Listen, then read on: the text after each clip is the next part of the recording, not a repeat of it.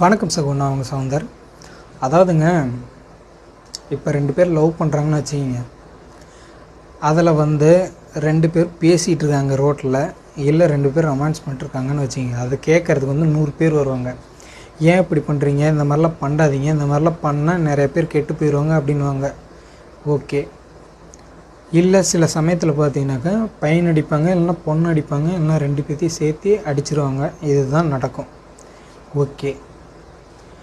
இப்போ நான் சொல்கிறது என்னென்னா வச்சுக்கிங்களேன், இதை கேட்குற நீங்கள், இப்போ ஒரு பையன் பொண்ணு லவ் பண்ணுறாங்க.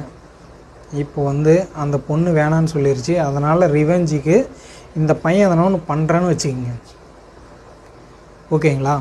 இப்போ எதனா பண்ணுறான்னு வச்சுக்கிட்டிங்கன்னா, அப்போ எத்தனை பேர் தடுப்பீங்க? அதை தான் நான் கேட்குறேன். எத்தனை பேர் தடுப்பீங்க? இதுக்கு எக்ஸாம்பிளுக்கு ஒரு பிக்சர் ஷோ பண்ணுறேன். அதை